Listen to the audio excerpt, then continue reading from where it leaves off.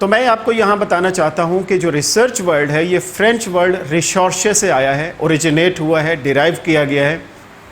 بسم اللہ الرحمن الرحیم، السلام علیکم، دس از شاہد رضا۔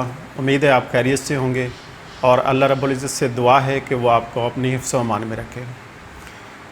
As you know, we have started a lecture series regarding PPSC examination preparation and especially related to lecturer in education for both male and female۔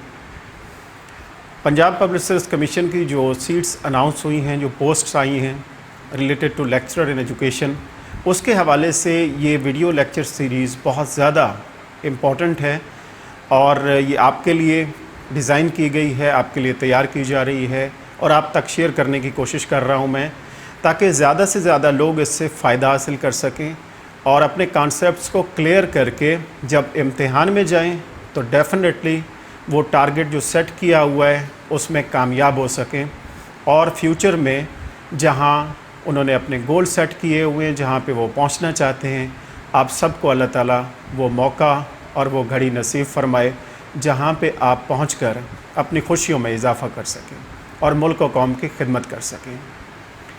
تو اس حوالے سے میں آپ کو موٹیویٹ کرنے کے لیے آج یہ بتانا چاہوں گا کہ بہت سارے لوگ آپ میں سے ایسے ہو سکتے ہیں کہ جو یہ ڈسکس کرتے ہوں گے کہ 80 پوسٹ ہیں یا 40 سیٹیں ہیں تو اتنے لوگ اپلائی کر رہے ہوں گے، پورے پنجاب میں سے ہزاروں کی تعداد میں لوگوں نے اپلائی کرنے ہیں، تو ہمارا نمبر پتہ نہیں آئے گا یا نہیں آئے گا۔ تو اس طرح سے آپ بعض اوقات ڈی موٹیویٹ ہو جاتے ہیں اور پریشانی کا شکار ہو جاتے ہیں، لیکن میں آپ کو موٹیویٹ کرنا چاہتا ہوں کہ آپ نے پریشان نہیں ہونا بالکل بھی۔ آپ کو ایک سیٹ چاہیے، یہ ذہن میں رکھ لیجئے، اور اس ایک سیٹ کے لیے آپ نے محنت کرنی ہے، آپ نے تیاری کرنی ہے، اور ڈیفینیٹلی میں آپ کو گارنٹی دیتا ہوں کہ اگر آپ بہترین کانسیپٹس کلیئر کر کے امتحان میں بیٹھیں گے، آپ اس کو اٹیمپٹ کریں گے، تو کوئی شک نہیں ہے کہ آپ اس میں کامیاب نہ ہو پائیں۔ You will be winner and you will be successful انشاءاللہ۔ تو یہ میری آپ سے ایک ریکویسٹ ہے کہ ان ویڈیوز کو دھیان سے، توجہ کے ساتھ، انٹرسٹ کے ساتھ ٹائم دے کے اس کو سنا کریں، دیکھا کریں، تاکہ یہ جو میں محنت کر رہا ہوں، آپ کے ساتھ شیئر کر رہا ہوں، اس کا بینیفٹ آپ کو مل سکے۔ So let's start discussing about important terms in research, and also we will discuss the concept of research and educational research. So you will be familiar with what actually research is and what is the importance of educational research. Research اور educational research میں اہم ترین topics کون کون سے ہیں، اس کے اوپر آج کے اس ویڈیو میں ہم ڈیٹیل سے بات کریں گے۔ تو ہم سٹارٹ کرتے ہیں دا ورڈ ریسرچ سے۔ جیسا کہ ڈفرینٹ ورڈز ہیں اور اس میں ہم دیکھتے ہیں کہ یہ ورڈ کہاں سے ڈیرائیو کیا گیا، یہ کہاں سے آیا، تو سملرلی آج کی اس ویڈیو میں ریسرچ کے حوالے سے ہم یہ معلوم کرنا چاہیں گے کہ ایٹیمالوجی کیا ہے اس کی، یہ ورڈ کہاں سے ڈیرائیو کیا گیا، کہاں سے اوریجنیٹ ہوا، کہاں سے آیا ریسرچ کا۔ ہم کہہ سکتے ہیں کہ in simple terms, in a simple way we can say it's a search and search for اینی تھنگ۔ ایک پرابلم ہے، اس کے حوالے سے آپ سرچ کر رہے ہیں، اس کی سلوشن کی طرف بڑھنا چاہ رہے ہیں، اس مسئلے کا حل نکالنا چاہ رہے ہیں۔ Actually you are involving in the process of searching. So when you are going toward searching, so actually you are doing research. تو ہم نے ڈسکس کیا کہ research word French word research سے نکلا ہے، اور اس کا مطلب یہ ہے کہ کسی چیز کی تلاش میں جانا، کسی چیز کو معلوم کرنا، کسی چیز کے بارے میں سرچ کرنا۔ اور ہم جب ایجوکیشنل ریسرچ کی بات کرتے ہیں تو ہم کہہ سکتے ہیں کہ educational research is the research to find out the solution of the problems related to education sector اور ٹو ایجوکیشن فیلڈ۔ اگر آپ اسپیشلی ایجوکیشن فیلڈ کے حوالے سے تمام پرابلمس کو جائزہ لینا چاہتے ہیں اور اس کی سلوشن کے لیے آگے بڑھنا چاہتے ہیں اور کوئی حل نکالنا چاہتے ہیں، then it's called educational research. There are number of topics related to education and educational field. For example, teachers کے ہیں، اسی طرح سے اسٹوڈنٹس کے ہیں، اسی طرح سے کریکولم کے ہیں، ایگزامینیشن کے ہیں، ڈسپلن کے ہیں، لرننگ کے ہیں، ٹیچنگ کے ہیں، ٹیچنگ میتھڈس کے ہیں، اور بہت سارے ہیں۔ ایڈمنسٹریٹو فیلڈ کے حوالے سے related to education there are so many problems, curriculum کے پرابلم ہیں۔ تو یہ بہت سارے پرابلم ہیں، ان کے اوپر جب آپ سلوشن کی طرف بڑھتے ہیں اور ان پرابلمس کا حل تلاش کرنے کی کوشش کرتے ہیں اور اس کے لیے آپ سرچ کی طرف جاتے ہیں، اس کے لیے آپ to go to word seeking, جو ریسرچ کی हमने डेफिनेशन की थी, जो एटमोलॉजी है रिसर्च की। तो इस तरफ जब आप बढ़ते हैं related to a particular field and that is education, and you are going to solve the educational problems, so you are going to start educational research. यहाँ हम ये भी डिस्कस करते चलें कि जब आप रिसर्च को डिफ़ाइन करते हैं तो यहाँ पे हम ये कहते हैं कि it's a study to find out the solution of problems but in a scientific way by using different steps of scientific method. तो यहाँ से एक्चुअली आप एक सिस्टमेटिक वे में चलते हैं, एक सिस्टम के तहत आगे बढ़ते हैं, और इसमें ख़ास तौर पर एक साइंटिफिक वे आप अडॉप्ट करते हैं और उसे कहते हैं साइंटिफिक मेथड। तो साइंटिफिक मेथड एक्चुअली क्या है, उसमें कुछ स्टेप्स हैं जो आपको एज ए रिसर्चर फॉलो करने होते हैं, उससे गुज़रना होता है आपको, ताकि आप प्रॉपर तरीके से प्रॉब्लम की सॉल्यूशन की तरफ बढ़ सकें। तो एक्चुअली यहाँ से जो स्टार्ट लेते हैं आप, तो स्टार्ट लेते वक्त जो पहला स्टेप होता है उसको कहते हैं आइडेंटिफिकेशन ऑफ प्रॉब्लम या फार्मूलेशन ऑफ प्रॉब्लम। आप एक प्रॉब्लम को फार्मूलेट करते हैं, आइडेंटिफाई करते हैं और वहाँ से आगे बढ़ने की कोशिश करते हैं। तो जब आप रिसर्च प्रॉब्लम को आइडेंटिफाई कर लेते हैं तो अगला स्टेप जो होता है वो रिसर्च हाइपोथेसिस का होता है। आप एक मफरूज़ा बनाते हैं, एक हाइपोथेसिस बनाते हैं। हाइपोथेसिस एक्चुअली क्या है, एक टेंटेटिव गेस है, एक एजुकेटेड गेस है। आप मफरूज़ा फ़र्ज़ करते हैं और उस मफरूज़े की बुनियाद पर आप आगे बढ़ते हैं। और फिर बाद में ये होता है कि जब आप रिसर्च कंप्लीट कर लेते हैं और जब आप डाटा कलेक्ट करते हैं, उसको फिर एनालाइज़ करते हैं और उसके बाद जब रिज़ल्ट फाइनलाइज़ करते हैं तो उसमें आप देखते हैं कि जो आपने हाइपोथेसिस बनाया था, जो आपका मफरूज़ा था, वो एक्सेप्ट हुआ या रिजेक्ट हुआ। नेक्स्ट स्टेप जो होता है उसे कहते हैं डाटा कलेक्शन। अब आपने डाटा लेना है, अपने रिस्पोंडेंट्स के पास जाना है और उनसे आपने डाटा हासिल करना है।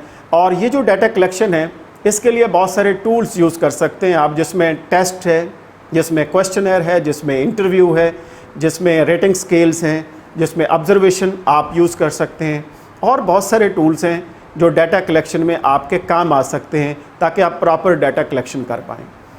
जब डाटा कलेक्शन कर लेते हैं तो फर्दर अगला नेक्स्ट स्टेप होता है डाटा एनालिसिस। डाटा कलेक्शन करने के बाद आप उस डाटा को एनालाइज करते हैं, और जब डाटा एनालिसिस करते हैं तो इसमें क्वालिटेटिव और क्वांटिटेटिव जो रिसर्च है उसमें डिफरेंट उसके मेथड्स हैं कि क्वालिटेटिव रिसर्च अगर आप कर रहे हैं तो उसकी मेथडोलॉजी अलग है, उसको एक डिफरेंट तरीके से आप डाटा को एनालाइज करेंगे। और अगर आप क्वांटिटेटिव रिसर्च कर रहे हैं तो उसके लिए डेफिनेटली श्योरली उसके लिए एक अपना एक तरीक़ाकार है, और उसमें स्टैटिस्टिकल आप एनालिसिस करते हैं और उसके बाद आप रिज़ल्ट निकालते हैं। तो एक्चुअली डाटा कलेक्शन के बाद डाटा एनालिसिस का प्रोसीजर अडॉप्ट किया जाता है, और एंड पे आप कंक्लूजन की तरफ बढ़ते हैं, एक नतीजा निकालते हैं जो एक्चुअली आपने प्रॉब्लम लिया था उसकी सॉल्यूशन की तरफ बढ़ते हुए by following certain steps in scientific method you are going towards conclusion. आप फाइनली जाते हैं नतीजे की तरफ, कंक्लूजन की तरफ। तो इस प्रोसेस में जब आप रिसर्च कंडक्ट करते हैं और सॉल्यूशन की तरफ बढ़ना चाहते हैं किसी भी प्रॉब्लम के लिए, और उसके लिए सिस्टमेटिक वे में आगे बढ़ना चाहते हैं, तो फिर साइंटिफिक मेथड को यूज़ करते हैं और कुछ जो स्टेप्स हैं साइंटिफिक मेथड के उनको अडॉप्ट करते हैं, उनको फॉलो करते हैं, और इस तरह से आप एक प्रॉब्लम से लेके आप कंक्लूजन की तरफ पहुंचने की कोशिश करते हैं। अब मैं आपसे कुछ ऐसी टर्म्स डिस्कस करना चाहता हूं जो बहुत ज़रूरी हैं रिसर्च के हवाले से, पीपीएससी के एग्ज़ाम के लिए भी और दूसरे इम्तिहानात के लिए भी रिसर्च के तौर पर, ख़ास तौर पर जब आप रिसर्च को तैयार कर रहे होंगे तो इन टर्म्स का ख्याल रखना और इनको जहन में रखना बहुत ज़रूरी है सबके लिए। तो आइए इसको स्टार्ट करते हैं। तो अब हम कुछ रिसर्च एथिक्स के बारे में डिस्कस करेंगे। एथिक्स किसे कहते हैं कि there are certain rules for every task that you are going to perform. आपने कोई भी काम करना है, किसी तरह का भी आप काम करते हैं, किसी भी अदारे में हैं या कोई भी जॉब करते हैं या बिज़नेस करते हैं, तो there are some rules and regulations that you have to follow. Similarly, in research there are some rules and regulations that every researcher have to follow it. और वो कौन से rules हैं, वो कौन से regulations हैं, वो कौन सी ऐसी बातें हैं कि जिनको आपने करना है और जिनसे आपने रुकना है, तो इनको ethics कहते हैं। तो ethics of research में कौन कौन से points शामिल हैं, जो ज़रूरी हैं आपके लिए, और इनमें से कोई सवाल भी पूछा जा सकता है। इसको हम स्टार्ट करते हैं डिस्कस करना। तो सबसे पहला जो पॉइंट रिसर्च एथिक्स में हम डिस्कस करेंगे वो है इन्फॉर्म्ड कंसेंट। इन्फॉर्म्ड कंसेंट क्या है कि जब भी आप रिसर्च स्टार्ट करते हैं तो पहला असूल ये है, पहला एथिकल प्रिंसिपल ये है कि आप उस रिसर्च के बारे में अपने रेस्पोंडेंट्स को, जो लोग आपकी रिसर्च स्टडी का हिस्सा बनने जा रहे हैं, उनको आप मकसद बताएंगे अपनी रिसर्च का। आप उनको गाइड करेंगे कि आपकी रिसर्च किस हवाले से है, what is the aim and objective for conducting that research and what are the benefits of conducting that research. Even कि आप उनको यहाँ तक भी बताएंगे कि आपके रेस्पोंडेंट्स के लिए इसमें क्या फ़ायदा है, इस रिसर्च में जो वो हिस्सा लेंगे तो उनके लिए कौन से बेनिफिट्स हैं, उनको आप शेयर करेंगे। And if there are any sort of risks and threats, then definitely you are responsible to provide information related to those risk to your respondents. अगर आपकी रिसर्च में कोई रिस्क है, कोई थ्रेट है, किसी जगह पे कोई रिस्क आ सकता है, तो उसके हवाले से भी आप अपने रेस्पोंडेंट्स को बताते हैं, इन्फॉर्म करते हैं। और तमाम प्रोसीजर बताने के बाद आप उनकी कंसेंट लेते हैं, आप उनकी मर्ज़ी लेते हैं, उनकी विलिंगनेस लेते हैं, और अगर वो राज़ी हैं, अगर वो एग्रीड हैं, तो वो अपनी कंसेंट से, अपनी विलिंगनेस से आपकी रिसर्च का हिस्सा बनते हैं। तो ये पहला जो है बुनियादी एथिकल प्रिंसिपल है किसी भी रिसर्च को स्टार्ट करने के हवाले से। तो दूसरा जो मेन टॉपिक है इसमें रिसर्च एथिक्स में, उसे हम कहते हैं फ्रीडम टू विथड्रॉ। आपने लोगों को इन्फॉर्म कर दिया, आपने उनकी कंसेंट ले ली, तो इसके साथ ये ज़रूरी नहीं हो जाता कि वो सारे लोग पूरी रिसर्च में आखिर तक आपके साथ जुड़े रहेंगे, आपके साथ रहेंगे, वो जा नहीं सकते, वो छोड़ नहीं सकते। No, they are allowed, they are free to withdraw at any time related to your research. वो किसी भी वक्त आपकी रिसर्च का हिस्सा बनने से इनकार कर सकते हैं, वो छोड़ के जा सकते हैं, दे आर फ्री। इसे कहते हैं फ्रीडम टू विथड्रॉ। किसी भी वक्त कोई भी आपका रेस्पोंडेंट छोड़ के जा सकता है, तो ये उसका राइट है और ये एथिकल असूल है, आप उसको तंग नहीं कर सकते। और इसके साथ साथ अगला जो असूल है उसे हम कहते हैं कि आपने कोई साइकोलॉजिकल और फिज़िकल हार्म नहीं पहुंचाना, आपने कोई थ्रेट नहीं देना, आपने कोई ऐसी बात नहीं करनी है उनके साथ कि जिससे उनको फिज़िकली या साइकोलॉजिकली जो है वो तकलीफ़ महसूस हो। तो ये भी एक असूल है कि आप as a responsible researcher you have to provide freedom to withdraw and also provide them complete respect to your respondent। तो अगला जो पॉइंट हमारा इससे रिलेटेड है एथिक्स ऑफ रिसर्च के हवाले से, वो है confidentiality. It's your responsibility as a researcher to keep all the information provided by your respondents to you confidential. आपने उसको सीगा राज में रखना है, आपने उसको कॉन्फिडेंशियल रखना है, आपने उसको डिस्क्लोज़ नहीं करना। लेकिन अगर करना है डिस्क्लोज़ तो आपको पहले इजाज़त लेनी पड़ेगी अपने रेस्पोंडेंट्स से, आपको उनकी विलिंगनेस के साथ उसको रिपोर्ट करना पड़ेगा कहीं पे अदर दैन रिसर्च पर्पस। वरना आप अपनी रिसर्च के मकसद के लिए तो उसे यूज़ कर सकते हैं, लेकिन अगर वो डाटा आप किसी और जगह पे शेयर करने जा रहे हैं, then it's very necessary to first get permission from your respondents, then you have to share that information with anyone else। इसके साथ साथ confidentiality से भी बढ़ के एक चीज़ है जिसे anonymity कहते हैं। What is anonymity? Anonymity in simple form we can say it's a highest form of confidentiality। यानी आप सीगे राज में तो रखते हैं confidentiality में, anonymity ये है कि बाज़-औक़ात किसी इंफॉर्मेशन का आपको भी पता नहीं होता।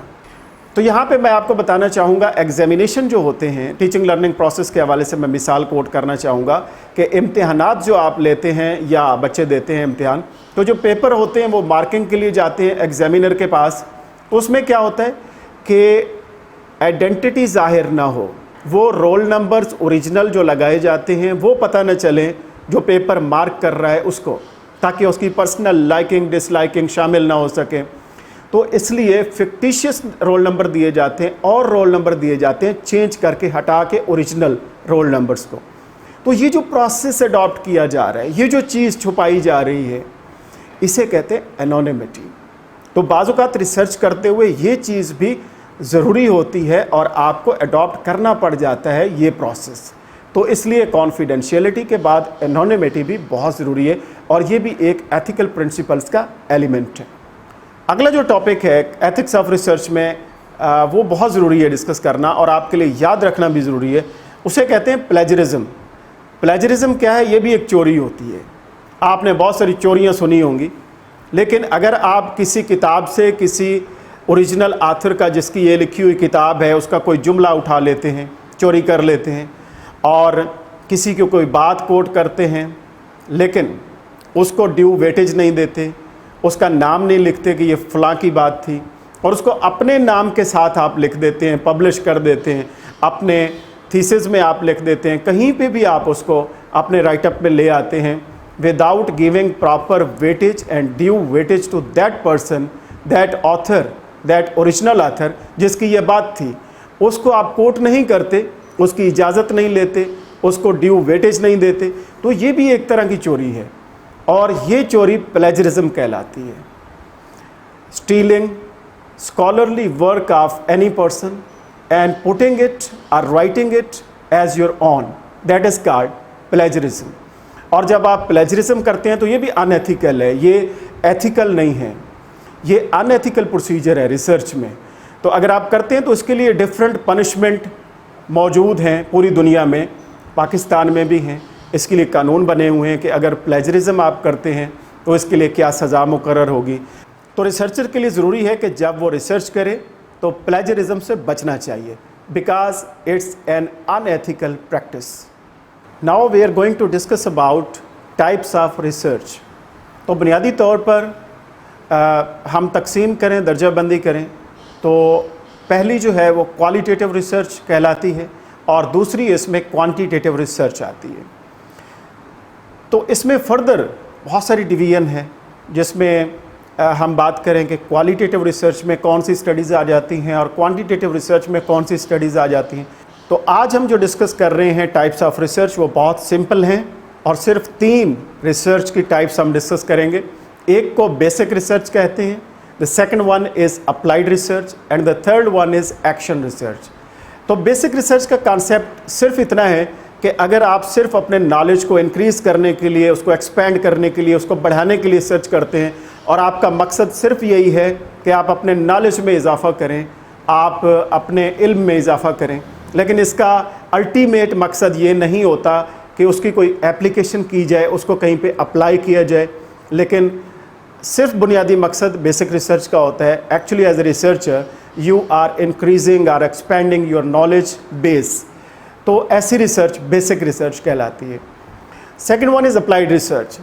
तो जहाँ आप किसी भी रिसर्च में आपका मकसद ये हो कि आप अप्लाई करना चाहते हैं results of research study to solve any type of problem, तो एप्लीकेशन आपका मकसद है, तो it means that is called applied research.